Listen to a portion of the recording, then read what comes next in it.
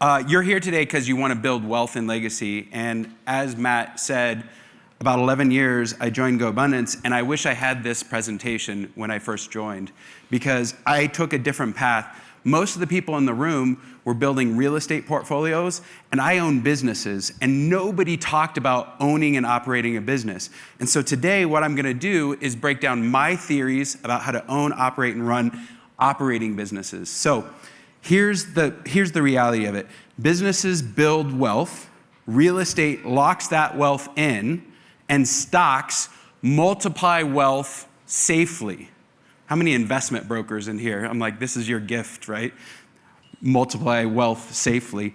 But the question remains, like, how do you actually create wealth?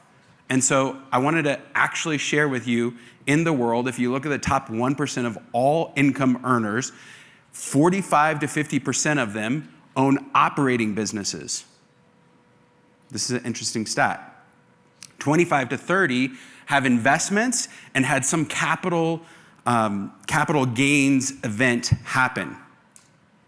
Savings and retirement. Now this one's crazy to me because many people save their way to being multimillionaires.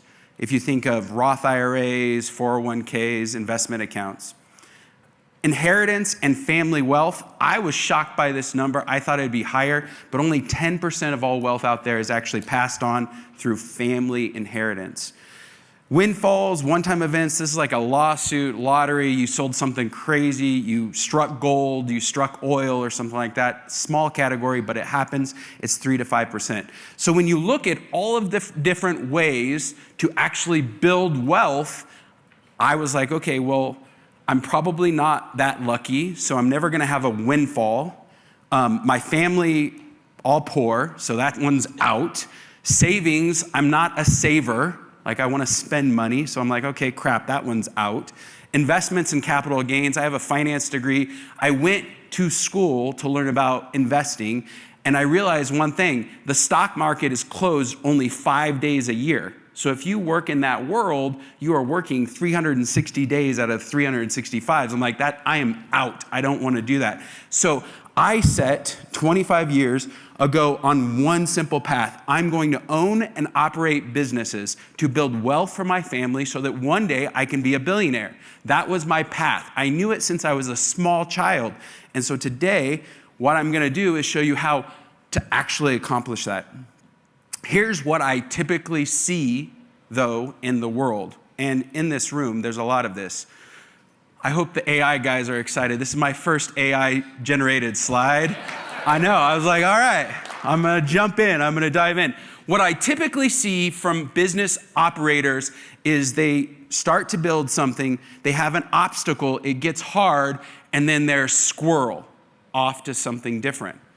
And that's not the way to do it. In fact, what is required in order to build an operating business is long-term thinking. Now, the other day, I'm hanging out with Gary Jonas, and 3 years ago, his business was on fire. Interest rates had just gone from basically 0 to 9% in the development. And he had to focus and double down. We're talking the other day, and I'm like, hey man, how are you doing it? How are things going? He goes, really good. I'm super excited. I just raised $50 million. $50 million from 80 people. The difference with Gary Jonas is he thinks long-term. When it gets hard, he didn't give up. He didn't stop. He didn't switch. He actually focused and continued to drive. Even though there were some really hard years, if you're in multifamily, a developer, a contractor, and you're building things, these last couple of years have been really, really tough. So as I was building, I knew one thing. I wanted to own a business, not have that business own me. So this is me on my honeymoon working. I had an aha moment because the bartender takes the phone from me, snaps a photo and says, in Spanish, by the way, crazy gringo, money's his God, beautiful bride back. I'm in Belize at this point. I'm in this amazing resort. And he says, crazy gringo, money is his God. My wife was actually back in the room and I'm working on a real estate deal at 1 a.m. Anybody identify with that? Yeah.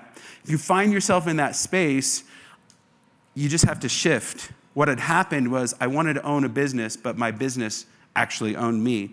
So I doubled down, super focused, came back to, after my honeymoon, and I was like, gosh, I want to have a family. I want to stay married.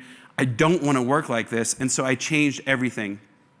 At that time, I had a small team of virtual assistants. This is Julie, our first person that we ever hired in 2007. I'm the founder and CEO of My Outdesk, and I still, every single day, show up to work, 9 o'clock, leave at 4 o'clock, and I have for the last 17 years, which is wild.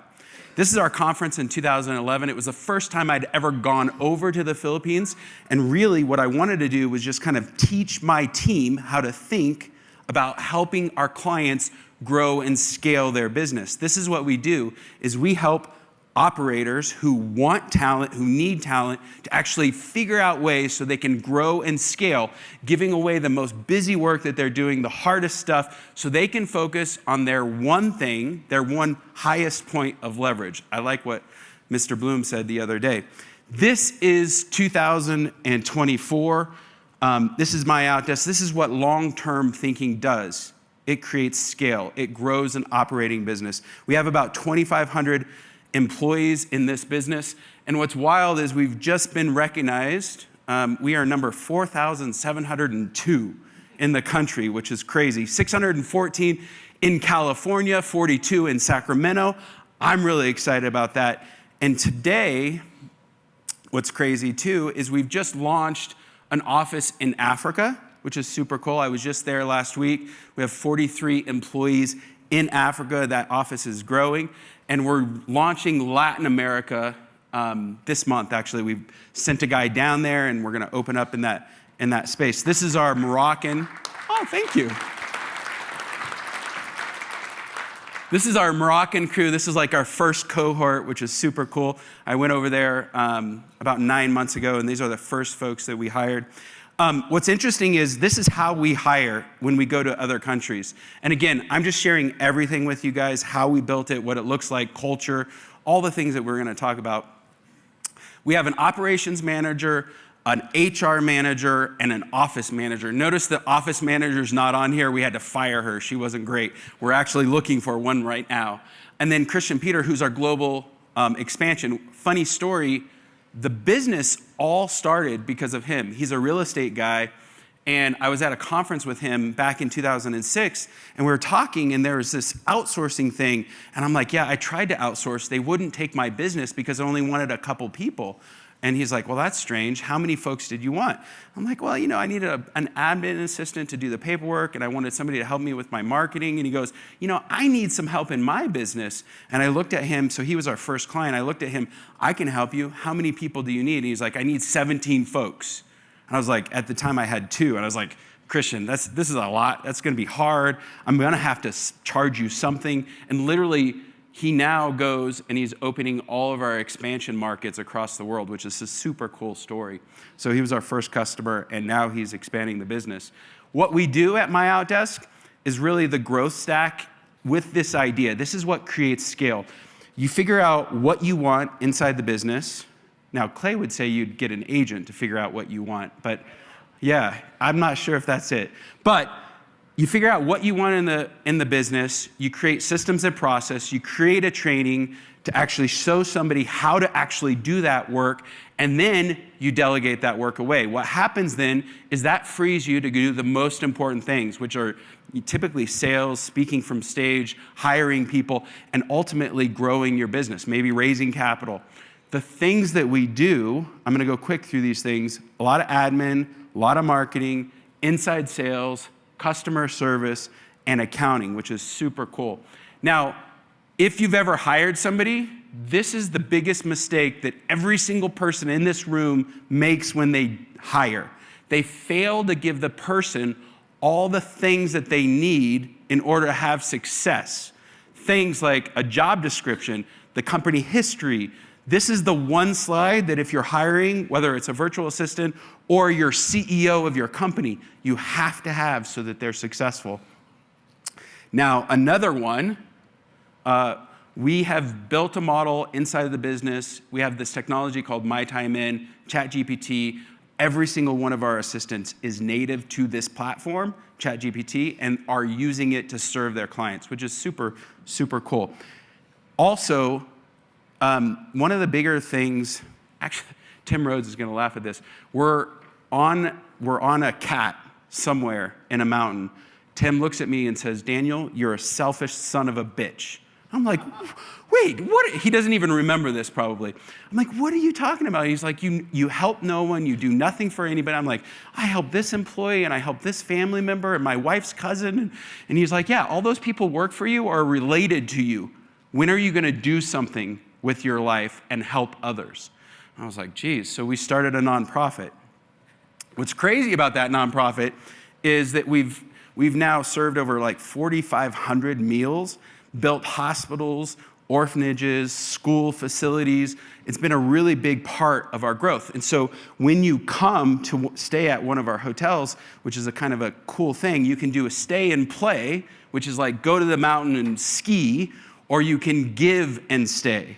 So we've wrapped our charity around our value proposition. So a person who's staying at one of our hotels can actually give $10, $50, $100 to go to this charity, and then we'll do work in that local market, which is a super, super cool thing. Now, with this business having so much success, we were generating a lot of cash, and I had a lot of money in the bank. Somehow, you need to actually create something to offset all that taxable income.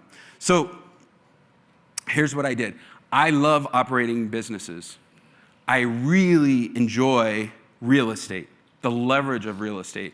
My wife is annoyed because every time I'm passing open house, I'm like, hey babe, can we just stop? I call it my real estate porn. Every night I'm like, I wonder what came on the market today, you know? And I'm just looking. So I love operating businesses. I love the leverage of real estate. And then I have this unique thing where we can get global talent to actually come into a business, reduce cost, and get great culture. And so all of those things combined, we built Rise Lodge and Rise Hotels. So this is a simple thing. I wanted some way to defer the taxes, build wealth, and actually create something. In the last 4 years, we've basically bought 4 different hotel properties, which is really cool. The first one was actually the Firelight Lodge, second one, Jeffrey, third one, Holiday Inn Express, and this last one that we just bought is the Station House. All of these are independent hotels in Tahoe. The Holiday Inn Express, whew, talk about franchise. It's a crazy franchise. We're actually deflagging that one, and it's really been an interesting negotiation. If you ever want to talk about a flagged hotel, that was a fun story. This is kind of the location of the 3 in South Shore, and then we have 1 in North. What's cool about every single one of these properties, they're like a 30-second walk to Lake Tahoe. So they're right on the water. Something that's interesting about Tahoe is that independent hotels thrive in Tahoe, meaning there just aren't very many flagged hotels. And you can see that all these different hotels, this is actually the RevPAR, which is a measurement of performance for hotels. This is what the Station House, this is the newest hotel asset that we just purchased, looks like, and this is its location. It's pretty cool, right? Yeah. Okay, so with all the craziness that's happening in the deals gone bad and the deals gone good, I thought I'd share with you guys my investment thesis. What's interesting about an investment thesis is sometimes it's actually what you're gonna do, but most of the time, it's what you're not going to do that actually matters. It's the deals that you're gonna say no to that actually matter. So here's the kind of framework for thinking through, I'm gonna buy this asset from these sellers in this market due to this macro trend. So that I can create this future outcome for myself or my family. This is exactly the kind of investment thesis formula. So here's mine. I'm gonna buy hotels with 3 S's. That's sand, snow, and sun. I'll explain that in a second. From old people, retiring baby boomers. Okay, there's a reason. In resort mountain towns with artificially restricted markets, artificially restricted. It's really difficult to develop next to water. Super, super difficult. Airbnb restrictions. You don't want to buy a hotel in a market with a bunch of Airbnbs because that's just not good. Here's how I'm going to create value. By adding technology, a new operating model, revenue maximization strategy, investments into the property. That Holiday Inn Express hasn't been renovated since 2004, which is a really cool opportunity. And then we're going to invest in the properties to increase NOI and then decrease the operating expense, ultimately driving value. This is my investment thesis. I just wanted to show you a picture of what we do to a property. We bought this, it had ugly like metal siding, and I was like, hey, what can we do to make a photo spot? This is a really cool example. We actually got rid of the trash can in the middle and put a stage so that people that come and stay at this hotel can actually snap a photo with it and then put it on socials, and then we give them a discount. So it's a way to build revenue. One of the things about an investment thesis is you also want to talk about what you don't want to do. And this is actually a buy box risk. Now it's funny, I was talking to Kier, and he's like, I looked at a hotel in Tahoe, and I was like, yeah. And he started describing it. I'm like, you're talking about the Ambassador. This hotel is a non-operating hotel where the owner actually renovated it, but he didn't add insulation in the walls. So if you stand in one of the rooms and you're in the other room, you can actually hear a conversation between the rooms. And then there's like furniture cuts, and it's just a very strange property. But non-operating hotels outside of my investment thesis, so we passed on this particular investment. The other huge risk is consumer demand. You can kind of see the number of rooms sold in this market every year, and you can see COVID in 2007 and 2008. So really important to understand the risk of the market when you're going all in. Okay, here's the target list, because part of the investment thesis is you have to have a target of where you're actually going. So I buy between 2 and 3 star hotels in and around sand, sun, snow, in a world-class location with low to no development opportunities, no Airbnb competition, and baby boomers, absentee owners that are technology challenged, that have not recently renovated and do not have a specific pricing strategy. This is our target. If for any reason any of this is off, we just don't buy. The financing. This is crazy. If in California you add solar onto the roof, they will give you 85% LTV, which is just nuts. On a commercial hotel, unheard of. What's crazy about it, it's actually fixed. 35% of it's fixed, 50% is fixed for 7 to 5, sometimes 5 years. You can ask for 7. And it's unlimited dollars. So you can actually ask for $100 million of hotel assets, which is what I plan to do, and they'll give you 85%, which is just nuts. Tech stack, I thought I'd share with you, our booking engine is Muse. We have an automated check-in, code at the door. What's great, God, 5 minutes. I only have 5 minutes left, so I'm gonna go quick. We've had to Wi-Fi the whole place, which is a really big investment. QuickBooks, RingCentral, Canary for guest experience. That's why we ask for upgrades, and Sendine for our CRM. This is our full tech stack. Here's our org chart. I'm gonna go quick through this. Mitchell Murray, he's our general manager. Wait. You gotta go back to that story, because you can't just gloss over that. I forgot. Well, do I have more than 5 minutes? Sure. All right, beautiful. Okay, so back in the day when GoBunts was first founded, there was an M1 group. It's now been moved to Emerge, and Jamie Gruber runs that group. But Emerge was this wonderful place. I had a family friend, his name's Mitchell Murray, and he's like, hey, Daniel, I want to learn how to build businesses. I know you know how to do this. I'm like, go into M1. He does M1. He finishes that. He still has a W-2 job. Then Emerge comes. He's like, should I go? I'm like, yeah, go into Emerge. Learn everything you can. Be in this community. Get as much as you possibly can from the community. Then one day, he quit his W-2.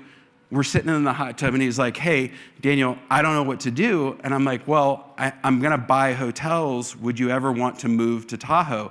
And he's like, yes. It's been a wonderful, we bought one hotel. He started running it. About the second one, we're at 4.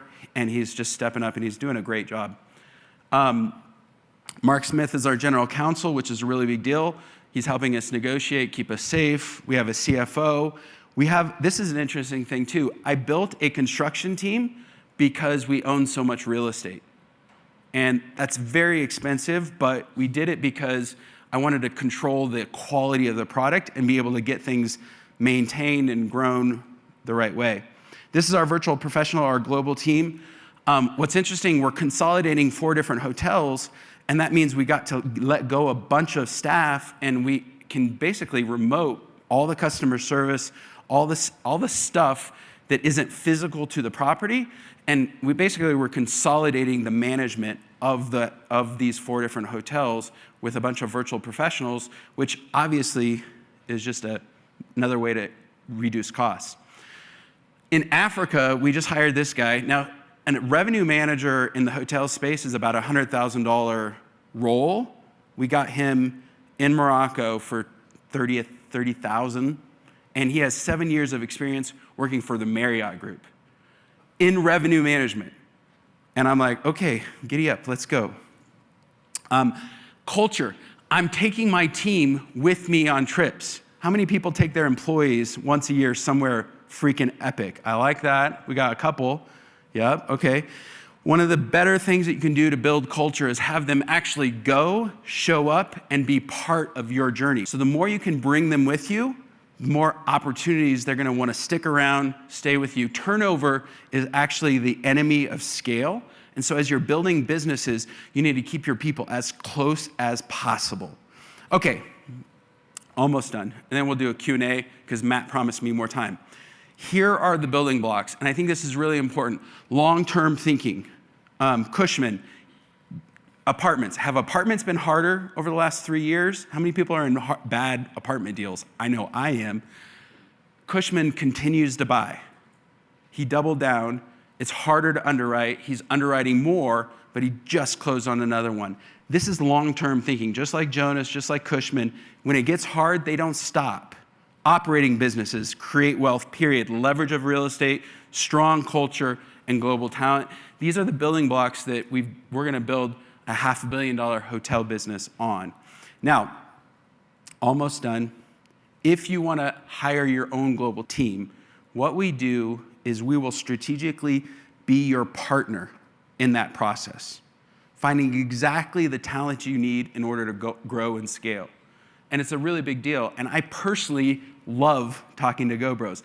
When you call, I want to hear your story. I want to know how you did it, how you built it, what you need, what the roadblocks are. This is exactly it. So jump on our website. You can go there. You can get a copy of the book, schedule a call. I'll be happy to meet with you.